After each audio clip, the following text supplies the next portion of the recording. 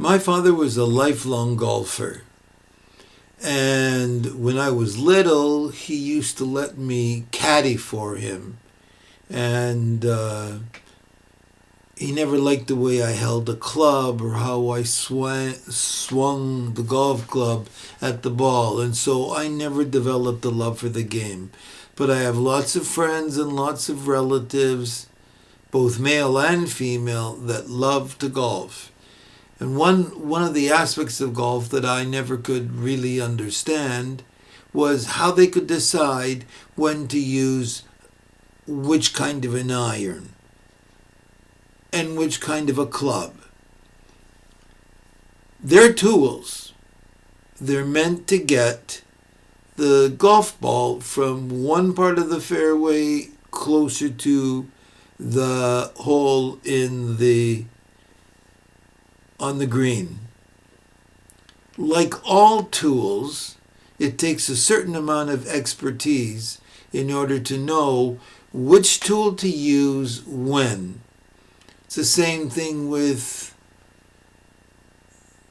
woodworking or any other skill around the house. Every tool has a narrow, well-defined use, but there are always people who experiment with the tools that they have for their craft. There is no reason why, when you start to use technology, you can't experiment like that as well. When I first began to use technology, there were a limited number of tools, software tools, that I could use with my students. And there are a limited number of places I could deploy those tools to help my students learn. I remember very clearly way back at the beginning when I learned about a particular tool, piece of software, that students could use to create videos. This was a long time ago, before even Windows 95 and wireless technology. But I remember sitting in my lab, in my library, with the grade 7 and the grade 8 students at different times, and let them experiment, play with the tools that I gave them. But I used to watch them. I didn't walk away and not observe how they were using the tools. And like all children or young adults, they weren't afraid to experiment. The next thing you know, this one had learned to use this part of the tool to add a music video. And this one had learned how to use another part of the tool to add a picture. And of course, as soon as they did something, the student next to them, the several students next to them would say, well, how did you do that? How did you do that? Tell me how I got to do that like you did. And the next thing you know, everybody was using that tool. The same thing applies today. The only problem is that there are all kinds of software tools and there are all kinds of websites. The important thing, though, is when you start to use technology for teaching, whether you're a parent trying to teach your kids at home or supervise your kids as they're working on something, or you're a teacher who wants them to learn something in a particular way, you have to not be afraid to experiment. Of course, first of all, you need to do some research. You need to know what the tool is and how it can possibly be used. But then you have to stop and think about it. How can I use this with my students? But today, you have the advantage of what I had when I was sitting with my students. I was standing with my students in the library and watching them learn how to use this piece of software. I could learn from them. And they were not afraid to ask each other. I don't know why it is that in a school of teachers, people are afraid to ask their colleagues, their friends, how they did something. One of the downsides of teaching is that everybody goes in there thinking they have to prove that they can be good. And somehow or another, even when we're young, we get this idea that we have to do it on our own. It's not the same if you get somebody else to show you. It's not the same if you ask this person and that person. You need to prove it on your own. There are those that are like that. There are times to do that, and there are times when you shouldn't do that. And it seems to me that one of the reasons why so many teachers today are afraid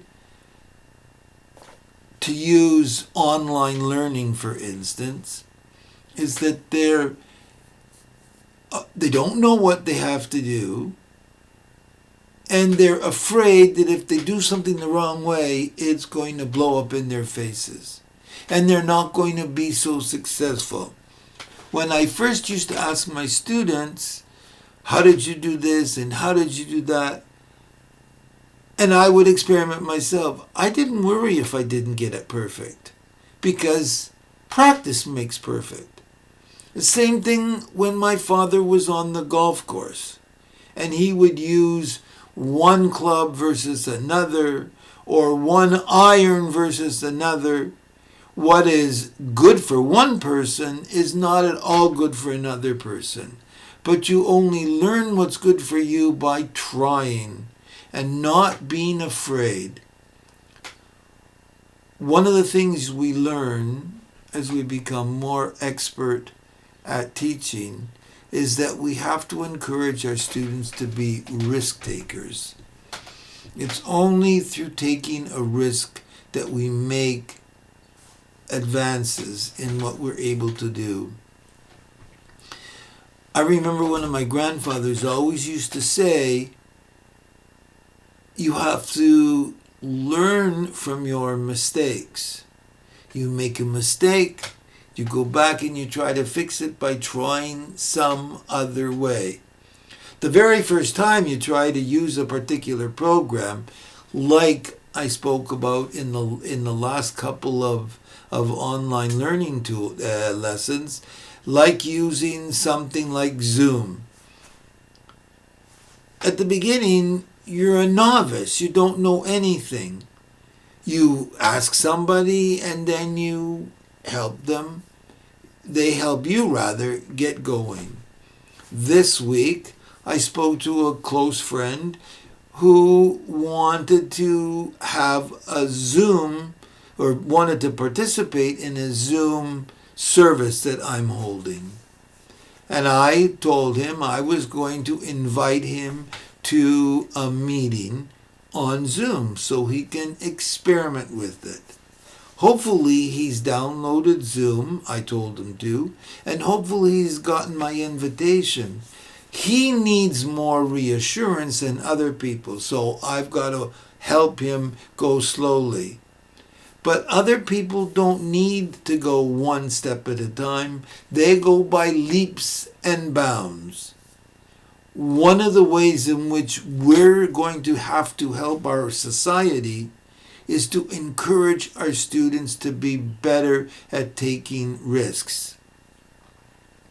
It's risk takers who become our inventors, who stop and think about not adding 2 and 2 so you get 4, but adding 1 and 1 and 1 and 1, or 1 and 2 and 1, or 3 and 1. Doesn't matter, the end is the same. We have to learn how to try different ways and know that there's no right way to do anything. I remember standing in front of my students when I was teaching in the teacher education program and saying that when you decide you want to learn how to cook or bake, oftentimes you begin with a recipe. But those people who make the decision, they're going to learn how to cook. Before you know it, they don't need a recipe. My mother and her 3 sisters spent lifetimes trying to decide who could make the best cabbage borscht like their mother, or the best sponge cake like their mother, or the best gefilte fish like their mother, or the best baked whitefish like their mother. And it didn't matter, because in the end, they all were good cooks. They just didn't want to admit it to each other. And it was part of the sibling rivalry. But as we begin to experiment with something, we have to remember nobody's judging us. If you're a parent and you want to help your child learn using Zoom, or you want to help your child using a virtual field trip or anything else, the first time it's not going to go that well, probably. But each time you try, if you think about what went wrong and how you can make it better, you will soon see that you become more expert. Using technology is no different than anything else. We all begin as novices, and our goal is always to be expert at it. And we learn how to become expert through experimentation and research, and by asking questions of other people without thinking they're going to judge us, because they might be less an expert on some things and you can be less an expert on other things. It all evens out. So at the end of the day, to become better risk takers is to take risks and know that nobody is judging you. Get out there and use the technology and try and try and try and reflect and reflect and reflect. Over time, you become an expert. I think anyways. Good luck.